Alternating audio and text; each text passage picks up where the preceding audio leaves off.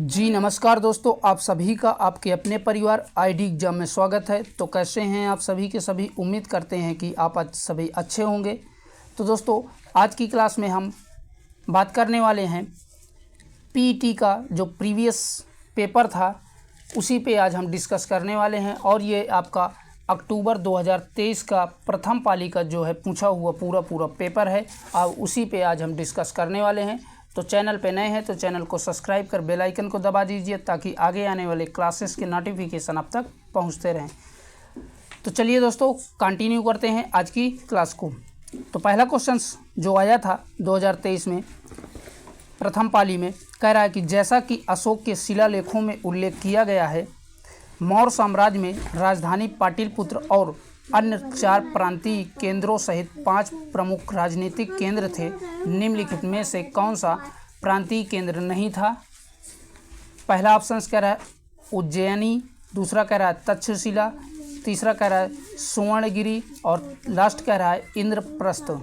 तो इन सभी में आपका राइट आंसर हो जाएगा ऑप्शन नंबर डी करेक्ट हो जाएगा, इंद्रप्रस्थ। ठीक है, चलिए बढ़ते हैं अगले क्वेश्चन की ओर।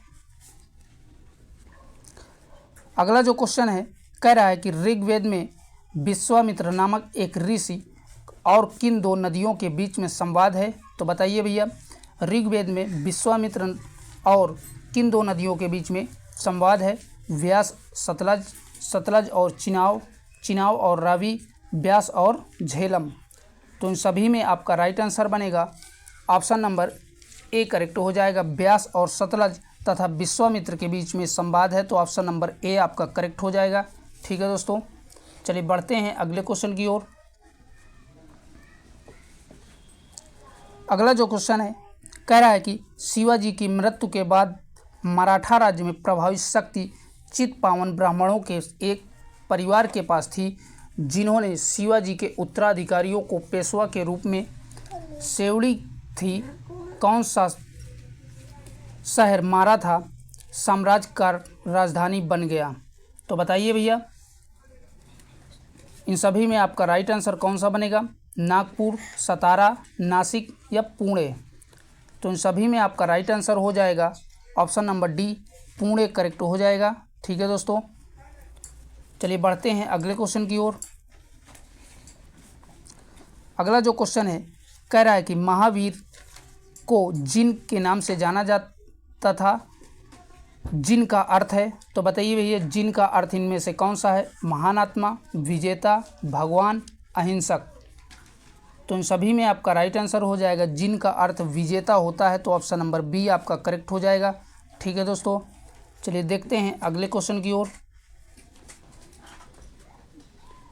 अगला जो क्वेश्चन है, चित्तरंजन दास और मोतीलाल नेहरू ने परिषद राजनीति में वापसी पर बहस करने के लिए कांग्रेस के भीतर निम्नलिखित में से किस राजनीतिक दल का गठन किया था?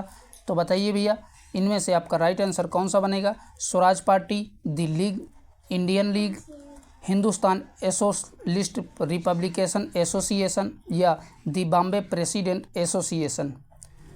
तो इन सभी में आपका राइट आंसर बनेगा ऑप्शन नंबर ए करेक्ट हो जाएगा, स्वराज पार्टी, यही इसका सही जवाब हो जाएगा। और बता दें 1923 में, कब भैया? 1923 ईस्वी में चित्तरंजन दास और मोतीलाल नेहरू ने परिषद राजनीति में वापसी पर बहस करने के लिए कांग्रेस पार्टी के भीतर स्वराज पार्टी की स्थापना की थी। ठीक है, तो याद रखिएगा कब की थी? 1923 में।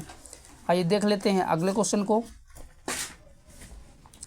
अगला जो क्वेश्चन है, कह रहा है कि 1722 में डैश की सूबेदारी सवाई राजा जय सिंह को दी गई थी? मालवा की, आमेर की, लखनऊ की या आगरा की?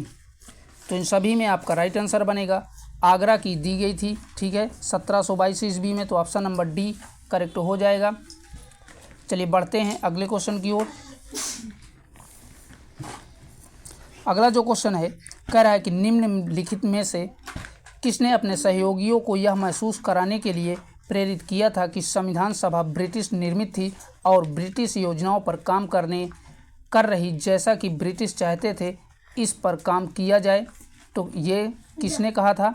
सी गोपालाचारी, सरदार वल्लभ भाई पटेल, डॉक्टर राजेंद्र प्रसाद या सोमनाथ लहाड़ी।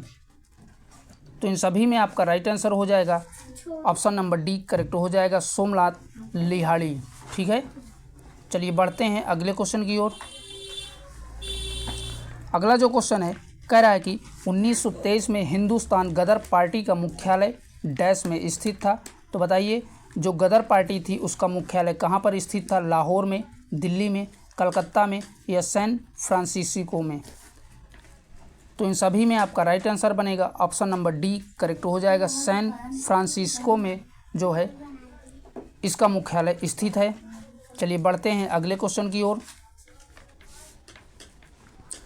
अगला जो क्वेश्चन है कह रहा है रुई कुमुदनी लिली भारत के निम्नलिखित में से किस राज्य में पाई जाने वाली एक स्थलीय कुमुदनी लिली है?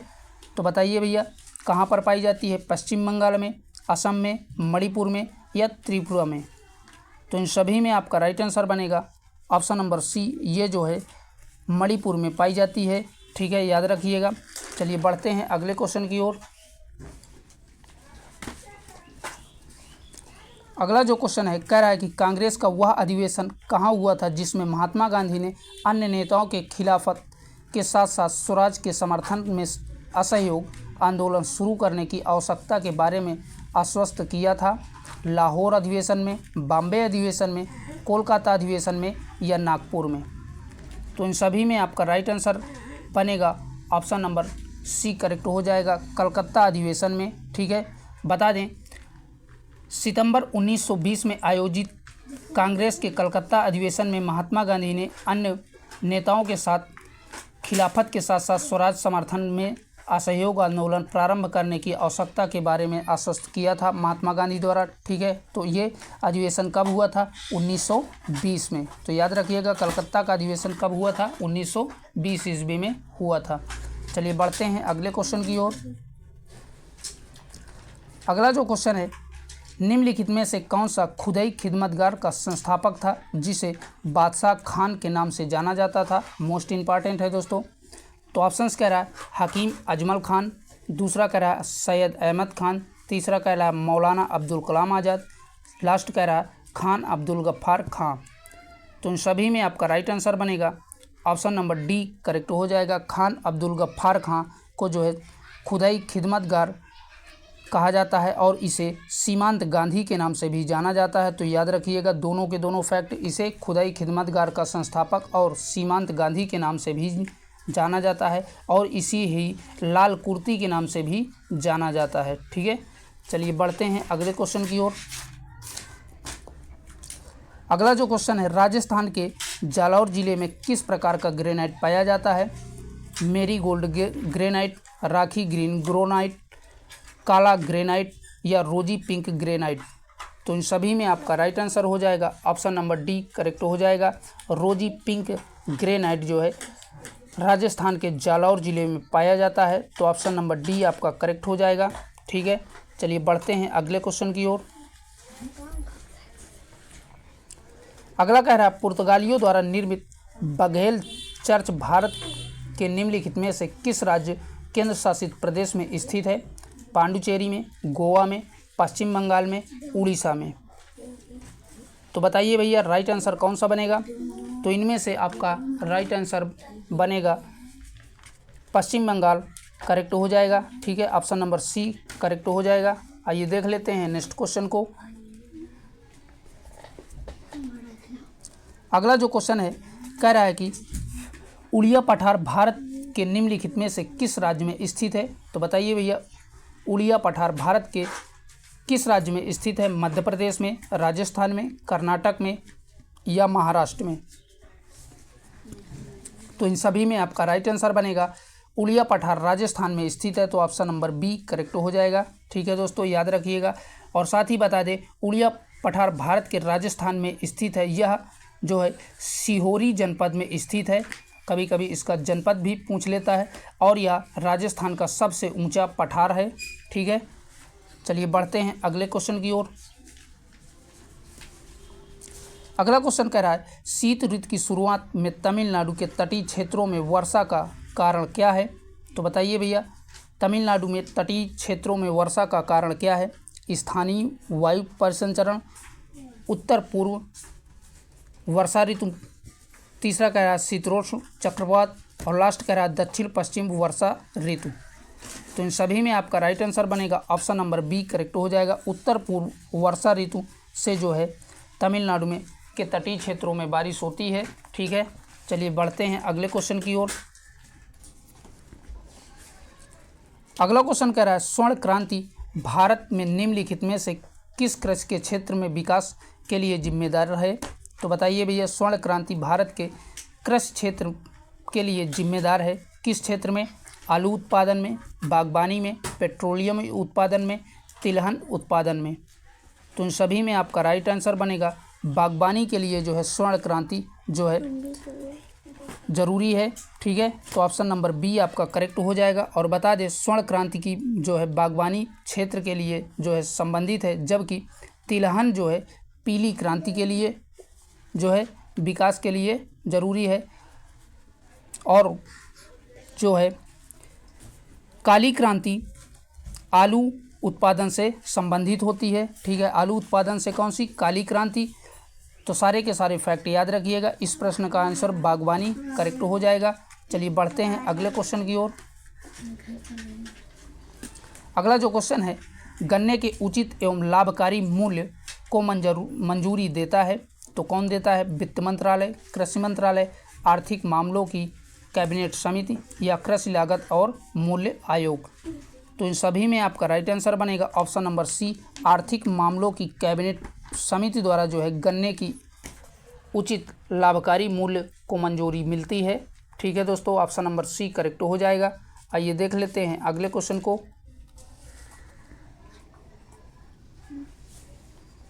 अगला जो क्वेश्चन है कह रहा है कि उस उच्च न्यायालय का नाम बताइए जिसका क्षेत्राधिकार अंडमान निकोबार द्वीप समूह के केंद्र शासित प्रदेश पर है। मद्रास उच्च न्यायालय, कलकत्ता उच्च न्यायालय, दिल्ली उच्च न्यायालय, या आंध्र प्रदेश उच्च न्यायालय। तो इन सभी में आपका राइट आंसर हो जाएगा कलकत्ता उच्च न्यायालय, इसका यही सही जवाब हो जाएगा। ठीक है दोस्तों, चलिए बढ़ते हैं अगले क्वेश्चन की ओर। अगला जो क्वेश्चन है कह रहा है कि वर्ष 1928 में मोतीलाल नेहरू समिति द्वारा निम्न में से कौन सा अधिनियम पारित किया गया था? अधिकारों का बिल, सिंधु भूमि उड्डयन विधेयक, या इल्बर्ट बिल, और लास्ट कह रहा है आपराधिक जनजाति अधिनियम।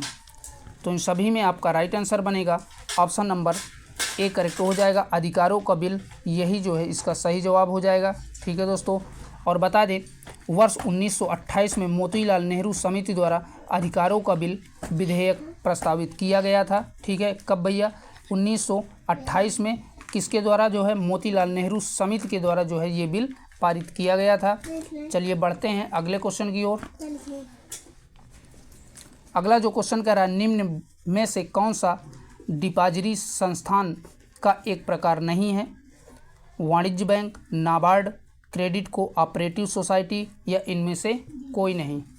तो इन सभी में आपका राइट आंसर बनेगा ऑप्शन नंबर बी, नाबार्ड। ठीक है दोस्तों, यही इसका सही जवाब हो जाएगा। और बात करें जो है नाबार्ड की स्थापना की, तो 12 जुलाई 1982 को नाबार्ड की स्थापना संसद के अधिनियम के तहत की गई थी। ठीक है, कब भैया? 1982 में की गई थी। ठीक है दोस्तों, याद रखिएगा। चलिए बढ़ते हैं अगले क्वेश्चन की ओर। अगला जो क्वेश्चन है कह रहा है कि बीमा विनियामक एवं विकास प्राधिकरण का मुख्यालय कहाँ स्थित है? मुंबई, चेन्नई, दिल्ली, हैदराबाद। तो इन सभी में आपका राइट आंसर हो जाएगा हैदराबाद में स्थित है, ऑप्शन नंबर डी करेक्ट हो जाएगा। ठीक है दोस्तों, चलिए बढ़ते हैं अगले क्वेश्चन की ओर।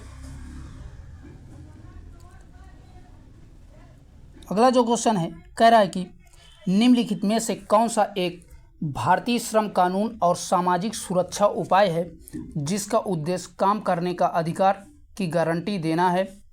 तो ऑप्शन है इसके महात्मा गांधी राष्ट्रीय ग्रामीण रोजगार गारंटी अधिनियम, दूसरा कह रहा है नागरिकता अधिनियम, तीसरा कह रहा है भारतीय प्रबंधन संस्थान अधिनियम, और लास्ट कह रहा है उपर्युक्त में से कोई नहीं।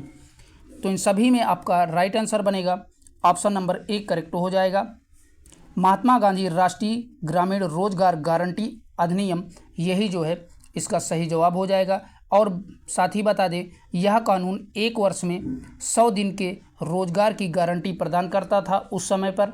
ठीक है दोस्तों, चलिए बढ़ते हैं अगले क्वेश्चन की ओर। नेक्स्ट जो क्वेश्चन है, कह रहा है कि स्वतंत्रता अधिनियम 1947 के पारित के साथ भारत एक अधिराज्य बन गया और अधिराज्य विधानमंडल ने भारत सरकार अधिनियम 1935 की किस धारा के प्रावधानों के तहत 1947 से लेकर के 1949 तक कानून बनाए? तो धारा 140, धारा 100, धारा 120, धारा 105। तो इन सभी में आपका राइट आंसर हो जाएगा धारा 100 के तहत जो है 1947 से 1949 तक जो है कानून बनाए गए थे। तो ऑप्शन नंबर ए आपका करेक्ट हो जाएगा। दोस्तों, जो पीटी का 2023 में पेपर हुए हैं, जितने भी शिफ्ट के सभी के सभी जो है बहुत ही टफ थे। ठीक है, तो आप लोग प्रीवियस ईयर क्वेश्चनों को ये जो हम करवा रहे हैं इनको बड़े ध्यान से करिएगा। चलिए बढ़ते हैं अगले क्वेश्चन की ओर। अगला जो क्वेश्चन है, कह रहा है कि एक व्यक्ति जो संसद का सदस्य नहीं है उसे राष्ट्रपति द्वारा अधिकतम कितने महीनों के लिए मंत्री के रूप में नियुक्त किया जा सकता है? 6 महीने के लिए, 2 महीने के लिए, 12 महीने के लिए, या संविधान में इसका प्रावधान नहीं है? तो इन सभी में आपका राइट आंसर हो जाएगा कोई भी व्यक्ति जो संसद के किसी सदन का सदस्य नहीं होता है उसे राष्ट्रपति द्वारा अधिकतम 6 महीनों के लिए मंत्री के रूप में नियुक्त किया जा सकता है। तो राइट आंसर हो जाएगा ऑप्शन नंबर ए करेक्ट हो जाएगा। ठीक है दोस्तों, और इसका प्रावधान संविधान के अनुच्छेद 75 में दिया गया है। ठीक है, साथ में ये भी याद रखिएगा। चलिए बढ़ते हैं अगले क्वेश्चन के लिए। अगला जो क्वेश्चन है, कह रहा है कि स्वर तंत्र के संबंध में निम्नलिखित में से कौन सा सही है? तो बताइए भैया, स्वर तंत्र के लिए कौन सा कथन सही है? यह एक हड्डीदार बक्सा है। दूसरा कह रहा है इसमें स्वर रज्जु होते हैं। तीसरा कह रहा है यह सांस लेने में सहायक होता है। और लास्ट कह रहा है इनमें से कोई नहीं। तो इन सभी में आपका राइट आंसर हो जाएगा इनमें स्वर और रज्जु होते हैं, यही इसका सही जवाब हो जाएगा। ठीक है दोस्तों, तो ऑप्शन नंबर बी करेक्ट हो जाएगा। आइए देख लेते हैं अगले क्वेश्चन को। अगला जो क्वेश्चन है, कह रहा है कि पंचायती राज्य सभाओं के अस्तित्व के लिए भारत की संसद द्वारा 73वां व 74वां संविधान संशोधन कब पारित किया गया था? तो बताइए भैया, 1950 में, 1962 में, 1992 में, या 1974 में? तो इन सभी में आपका राइट आंसर हो जाएगा दिसंबर 1992 में जो है पारित किया गया था 73वां और 74वां संविधान संशोधन। तो राइट आंसर हो जाएगा ऑप्शन नंबर सी करेक्ट हो जाएगा। ठीक है, आइए देखते हैं नेक्स्ट क्वेश्चन को। अगला क्वेश्चन है, मिल्क ऑफ मैग्नीशिया किस प्रकार का कोलाइड है? एरोसोल है, घना सोल है, सोल है, या इनमें से कोई नहीं? तो बताइए भैया, इनमें से राइट आंसर कौन सा हो जाएगा? तो राइट आंसर हो जाएगा यह एक घन सोल है। तो ऑप्शन नंबर बी आपका करेक्ट हो जाएगा। और बता दें, मिल्क ऑफ मैग्नीशिया का फार्मूला की अगर बात करें तो इसका फार्मूला MgOH का होल ट्वाइस होता है। ठीक है, OH का होल ट्वाइस होता है, याद रखिएगा, पूछ सकता है। चलिए बढ़ते हैं अगले क्वेश्चन की ओर। अगला जो क्वेश्चन है, कह रहा है कि निम्नलिखित में से कौन सा कार्बनिक यौगिक मानव शरीर में प्रोटोप्लाज्मा में जमा होता है? तो बताइए भैया, निम्नलिखित में कौन सा कार्बनिक यौगिक मानव शरीर में प्रोटोप्लाज्मा में जमा होता है? तो ऑप्शन है एथेनॉल, विटामिन के, मेथेनॉल, या ब्यूटेनॉल। तो इन सभी में आपका राइट आंसर हो जाएगा मेथेनॉल जो है प्रोटोप्लाज्मा में जमा होता है। ठीक है, कार्बनिक यौगिक के रूप में। तो ऑप्शन नंबर सी आपका करेक्ट हो जाएगा। आइए देख लेते हैं अगले क्वेश्चन को। अगला जो क्वेश्चन है, कह रहा है निम्न में से कौन सा आंतरिक सौरमंडल में स्थित एकमात्र बौना ग्रह है? तो बताइए भैया, अंतरिक्ष में स्थित कौन सा जो है एकमात्र बौना ग्रह है दिए हुए ऑप्शनों में? तो पहला कह रहा है सेरेस, दूसरा कह रहा है प्लेटो, तीसरा कह रहा है होमिया, और लास्ट कह रहा है उपर्युक्त में से कोई नहीं। तो इन सभी में आपका राइट आंसर हो जाएगा ऑप्शन नंबर 1 करेक्ट हो जाएगा।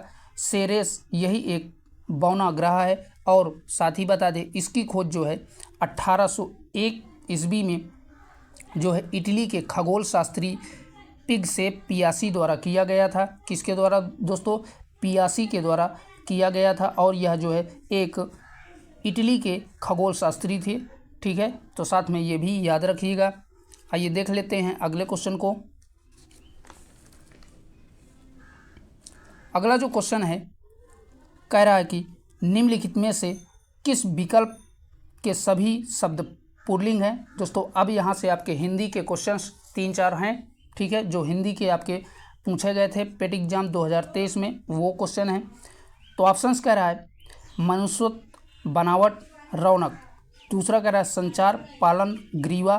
तीसरा कह रहा है पतलून, झल्लाहट। और लास्ट कह रहा है प्लेटफॉर्म, प्राधिकरण या गिरोह। तो इन सभी में आपका राइट आंसर हो जाएगा पुल्लिंग शब्द जो है प्लेटफॉर्म, प्राधिकरण, गिरोह। यही जो है तीनों के तीनों जो है पुल्लिंग शब्द हैं। ठीक है, चलिए देख लेते हैं अगले क्वेश्चन को। अगला क्वेश्चन है निम्नलिखित में से किस विकल्प में शुद्ध वाक्य है। तो ऑप्शंस कह रहा है जब भी आप आओ मुझे मिलें, तो ये आपका गलत दिया हुआ है। दूसरा कह रहा है महादेवी छायावादी कवित्री हैं, ये भी गलत है, कवित्री गलत लिखा हुआ है। और अगला कह रहा है आपका दर्शन पाकर मैं धन्य हो गया, ये भी जो है गलत है। ठीक है, और लास्ट कह रहा है रामा ने अपने भाई से पुस्तक पढ़ने को कहा, ये जो है इसका सही शुद्ध वाक्य है। ठीक है, तो ऑप्शन नंबर डी आपका करेक्ट हो जाएगा। आइए देख लेते हैं अगले क्वेश्चन को। क्वेश्चन कह रहा है कमल का जादूगर किसे कहा गया है। तो बताइए भैया कमल का जादूगर किसे कहा जाता है। मैथिली शरण गुप्त को, मुंशी प्रेमचंद को, या राम वृक्ष बेनीपुरी को, या लास्ट कह रहा है सुमित्रानंदन पंत को। तो इन सभी में आपका राइट आंसर हो जाएगा राम वृक्ष बेनीपुरी को जो है कमल का जादूगर कहा जाता है। तो ऑप्शन नंबर सी आपका करेक्ट हो जाएगा, राम वृक्ष बेनीपुरी। आइए देखते हैं अगले क्वेश्चन को। तो बताइए भैया नेक्स्ट क्वेश्चन है कह रहा है कि निम्नलिखित में से किस विकल्प में विलोम युग्म सही नहीं है। तो बताइए इनमें से कौन सा जो है विलोम युग्म सही नहीं है। पहला कह रहा है डामाडोल, अस्थिर। और दूसरा कह रहा है गाफिल, खबरदार, अचौक, अक्सर, झिड़कना, पुचकारना। तो इन सभी में आपका राइट आंसर बनेगा ऑप्शन नंबर ए डामाडोल, अस्थिर, यही जो है गलत दिया हुआ है। ठीक है, तो ऑप्शन नंबर ए आपका करेक्ट हो जाएगा। आइए देख लेते हैं अगले क्वेश्चन को। अगला क्वेश्चन कह रहा है होनहार बिनवार के होत चीकने पात लोकोक्ति का अर्थ निम्न में से क्या है। तो बताइए भैया इन सभी में आपका राइट आंसर कौन सा बनेगा, मोस्ट इंपॉर्टेंट है। तो होनहार बिनवार के होत चीकने पात लोकोक्ति का अर्थ जो है ऑप्शन नंबर डी में दिया हुआ है। होनहार व्यक्तियों की प्रतिभा बचपन से ही दिखाई दे जाती है, यही इसका सही जवाब हो जाएगा। ठीक है दोस्तों, चलिए बढ़ते हैं अगले क्वेश्चन की ओर।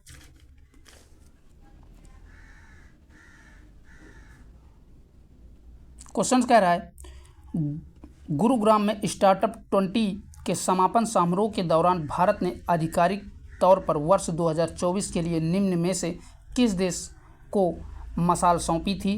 तो बताइए भैया किस देश को मशाल सौंपी गई थी, जर्मनी को, कनाडा को, ब्राज़ील को, या फ्रांस को। तो बताइए गुरुग्राम में जो स्टार्टअप 20 के समापन के समय में मशाल किस देश को सौंपी गई थी। तो इन सभी में आपका राइट आंसर बनेगा ब्राज़ील को सौंपी गई थी। तो ऑप्शन नंबर सी आपका करेक्ट हो जाएगा। ठीक है दोस्तों, आइए देख लेते हैं अगले क्वेश्चन को। अगला जो क्वेश्चन है कह रहा है कि भारत के मुख्य न्यायाधीश डी.वी. चंद्रचूड़ द्वारा कौन सा पोर्टल लॉन्च किया गया जो अधिवक्ताओं, वादियों, नागरिकों को भारत के सर्वोच्च न्यायालय में प्रवेश के लिए QR कोड आधारित ई-पास का अनुरोध करने की अनुमति देता है। तो ऑप्शंस हैं सुस्वागतम, सुप्रमाण, सुसत्कार, और यह लास्ट कह रहा है इनमें से कोई नहीं। तो इन सभी में आपका राइट आंसर बनेगा सुस्वागतम जो है लॉन्च किया गया था। तो ऑप्शन नंबर ए आपका करेक्ट हो जाएगा। ठीक है दोस्तों, आइए बढ़ते हैं अगले क्वेश्चन की ओर। अगला जो क्वेश्चन कह रहा है, भारत सरकार द्वारा संचालित निम्नलिखित में से कौन सा विभाग Asia transition finance study group में शामिल होने वाला पहला सदस्य बन गया है? तो बताइए भैया, Asia transition finance study group में शामिल होने वाला पहला सदस्य कौन बना है? तो ऑप्शन है India structure finance company limited, दूसरा कह रहा है राष्ट्रीय आवास बैंक, तीसरा कह रहा है औद्योगिक वित्त निगम लिमिटेड, और लास्ट कह रहा है पावर फाइनेंस कॉरपोरेशन लिमिटेड। तो इन सभी में आपका राइट आंसर बनेगा पावर फाइनेंस कॉरपोरेशन लिमिटेड, यही जो है इसका सही जवाब हो जाएगा। ठीक है दोस्तों, आइए बढ़ते हैं अगले क्वेश्चन की ओर। क्वेश्चन कह रहा है, विश्व का पहला 7 मिनट का कैंसर उपचार टीका किस देश में शुरू किया गया था? तो बताइए, विश्व का पहला 7 मिनट का कैंसर उपचार टीका किस देश में शुरू किया गया था? यूएसए में, इंग्लैंड में, कनाडा में या पाकिस्तान में? तो इन सभी में आपका राइट आंसर बनेगा इंग्लैंड में जो है शुरू किया गया था। तो ऑप्शन नंबर बी करेक्ट हो जाएगा, इंग्लैंड। ठीक है, आइए बढ़ते हैं अगले क्वेश्चन की ओर।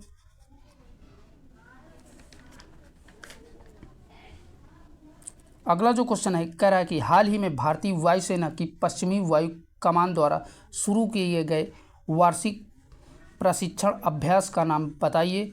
तो बताइए, क्या नाम था? तांडव था, स्वस्तिक था, संघ था या त्रिशूल था? तो इन सभी में आपका राइट आंसर बनेगा ऑप्शन नंबर डी करेक्ट हो जाएगा। इसका नाम जो है त्रिशूल था। ठीक है, उस समय का ये करंट अफेयर का क्वेश्चन है। चलिए बढ़ते हैं अगले क्वेश्चन की ओर। अगला जो क्वेश्चन है, कह रहा है कि निम्नलिखित में से एनसीएपी का पूर्ण रूप है? तो बताइए, एनसीएपी का पूरा नाम क्या है? तो ऑप्शंस कह रहा है न्यू कार असेसमेंट प्रोग्राम, दूसरा कह रहा है न्यू कार असेसमेंट पोर्टल, तीसरा कह रहा है न्यू कार असेसमेंट प्रोडक्शन, और लास्ट कह रहा है न्यू कार असेसमेंट प्रोड्यूसर। तो इन सभी में आपका राइट आंसर बनेगा ऑप्शन नंबर ए करेक्ट हो जाएगा, न्यू कार असेसमेंट प्रोग्राम, यही जो है इसका सही जवाब हो जाएगा। ठीक है दोस्तों, याद रखिएगा। आइए देख लेते हैं अगले क्वेश्चन को। अगला जो क्वेश्चन है, कह रहा है अगले दशक में निम्नलिखित में से किस क्षेत्र में व्यापार को 100 मिलियन डॉलर तक बढ़ाने के लिए भारत अमेरिका टास्क फोर्स की स्थापना की गई है? तो बताइए भैया, 100 मिलियन डॉलर तक बढ़ाने के लिए भारत अमेरिका टास्क फोर्स की स्थापना कहाँ किसके लिए की गई थी? दवा के लिए, कंप्यूटर विज्ञान के लिए, अंतरिक्ष के लिए या इलेक्ट्रॉनिक्स के लिए? तो इन सभी में आपका राइट आंसर हो जाएगा ऑप्शन नंबर डी करेक्ट हो जाएगा।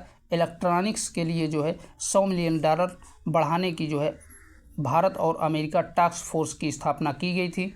ठीक है, चलिए बढ़ते हैं अगले क्वेश्चन की ओर।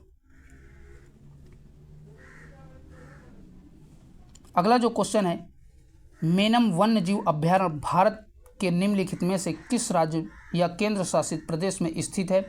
तो बताइए भैया, मेनम वन्यजीव अभ्यारण्य कहाँ पर स्थित है? जम्मू और कश्मीर में, असम में, सिक्किम में, अरुणाचल प्रदेश में? तो इन सभी में आपका राइट आंसर हो जाएगा सिक्किम राज्य में स्थित है। तो ऑप्शन नंबर सी करेक्ट हो जाएगा। और अगर इसके क्षेत्रफल की बात करें तो इसका क्षेत्रफल लगभग 35.34 वर्ग किलोमीटर में फैला हुआ है। ठीक है, तो याद रखिएगा। चलिए बढ़ते हैं अगले क्वेश्चन की ओर। अगला क्वेश्चन है, कह रहा है कि पूर्वोत्तर सीमांत रेलवे ने वर्ष के सूक्ष्म परियोजनाओं के लिए PMI दक्षिण एशिया पुरस्कार जीता। यह परियोजना निम्नलिखित में से किस जानवर के जीवन को बचाने के लिए इंट्रक्शन इंडिकेशन सिस्टम है? तो बताइए भैया, किस जानवर को बचाने के लिए जो है इसका लॉन्च किया गया था? हाथी को, बकरी को, कुत्ता को, भेड़ को? तो इन सभी में आपका राइट आंसर हो जाएगा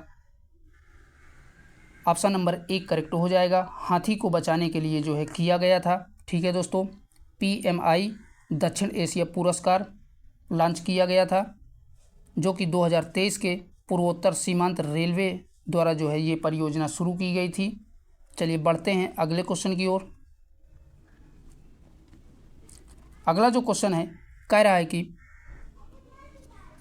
केंद्रीय भारतीय सभा संस्थान का मुख्यालय निम्नलिखित में से किस स्थान पर स्थित है? तो बताइए भैया। भोपाल मध्य प्रदेश में, मैसूर कर्नाटक में, मानसर गुड़गांव में, और लास्ट कह रहा है मुंबई महाराष्ट्र में। तो इन सभी में आपका राइट आंसर बनेगा ऑप्शन नंबर बी करेक्ट हो जाएगा। मैसूर कर्नाटक में जो है स्थित है। ठीक है दोस्तों, अगर इसकी स्थापना की बात करें तो इसकी स्थापना 17 जुलाई कब भैया? 17 जुलाई 1969 में की गई थी। कब? 17 जुलाई 1969 में इसकी स्थापना केंद्रीय भारतीय भाषा संस्थान की गई थी। तो याद रखिएगा, और इसका मुख्यालय मैसूर कर्नाटक में स्थित है। आइए देख लेते हैं अगले क्वेश्चन को। अगला जो क्वेश्चन है कह रहा है कुतु भारत के निम्नलिखित में से किस राज्य या केंद्र शासित प्रदेश में कुथमबलम मंदिर में प्रदर्शित एक सामाजिक धार्मिक कला है? तो बताइए भैया, इन सभी में आपका राइट आंसर कौन सा बनेगा?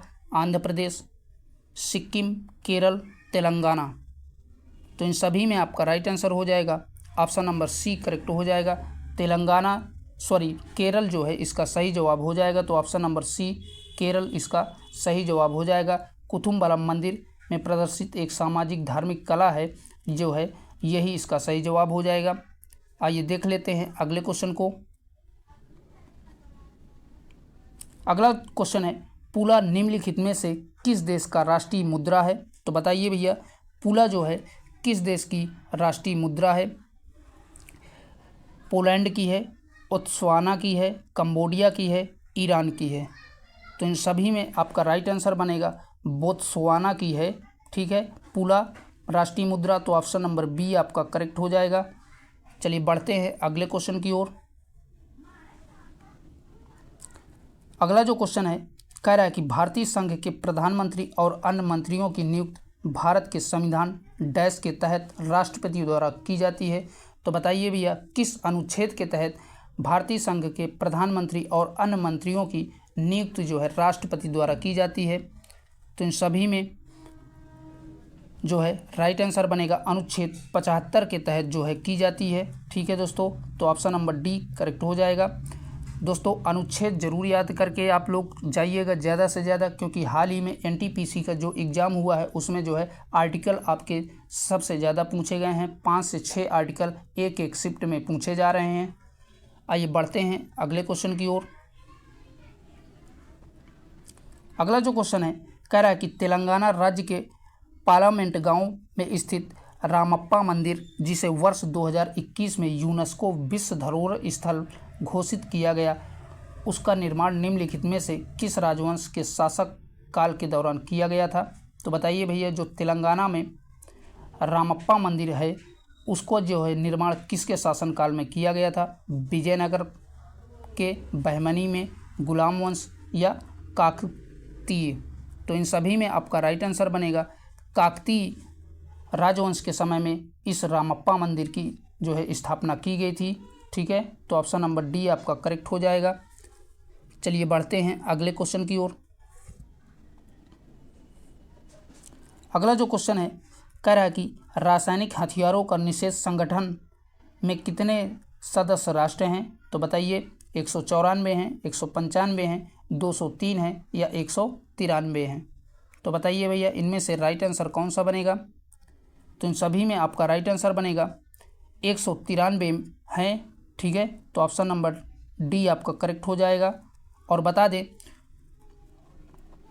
इस संगठन में 193 सदस्य हैं और इसका मुख्यालय की अगर हम बात करें तो इसका मुख्यालय हेंग नीदरलैंड में स्थित है। ठीक है दोस्तों, कहाँ पर? हेंग नीदरलैंड में स्थित है। चलिए बढ़ते हैं अगले क्वेश्चन की ओर। अगला क्वेश्चन है पेरुंगदई कोंगविलिर द्वारा लिखित महाकाव्य कृति यह भारत के निम्नलिखित में से किस साहित्य से संबंधित है?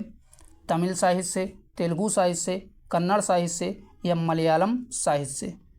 तो इन सभी में आपका राइट आंसर हो जाएगा ऑप्शन नंबर ए करेक्ट हो जाएगा। तमिल साहित्य से संबंधित है, तो ऑप्शन नंबर ए आपका करेक्ट हो जाएगा। ठीक है दोस्तों, आइए देख लेते हैं अगले क्वेश्चन को। अगला जो क्वेश्चन है कह रहा है कि भारत सरकार द्वारा वर्ष 1967 में निम्न में से किस वीरता पुरस्कार का नाम बदल करके शौर्य चक्र कर दिया गया है? तो बताइए भैया, किस वीरता पुरस्कार का नाम बदल करके शौर्य चक्र किया गया है? तो ऑप्शंस कह रहा है अशोक चक्र वर्ग फर्स्ट, दूसरा कह रहा है अशोक चक्र वर्ग सेकंड, और तीसरा कह रहा है अशोक चक्र वर्ग थर्ड, और लास्ट कह रहा है महावीर चक्र। तो इन सभी में आपका राइट आंसर बनेगा ऑप्शन नंबर सी, अशोक चक्र वर्ग थर्ड का नाम बदल करके शौर्य चक्र कर दिया गया है। तो ऑप्शन नंबर सी आपका करेक्ट हो जाएगा। ठीक है दोस्तों, चलिए बढ़ते हैं अगले क्वेश्चन की ओर। तो दोस्तों आज के लिए इतना ही, यहीं तक आपके मोस्ट इम्पॉर्टेंट क्वेश्चन थे। ठीक है, जो कि जीके, जीएस और करंट अफेयर के जो है 2023 के पीटी एग्ज़ाम में आए थे, और ये प्रथम पाली का है। सेकंड पाली का जो है नेक्स्ट वीडियो में हम कवर करेंगे। तो दोस्तों वीडियो को ज़्यादा से ज़्यादा अपने दोस्तों में शेयर कर दीजिए, और अभी तक आप लोगों ने भैया चैनल को सब्सक्राइब नहीं किया है तो प्लीज़ उसे भी सब्सक्राइब कर लीजिए। फिर मिलेंगे एक नई क्लास के साथ, तब तक के लिए बाय बाय, टेक केयर।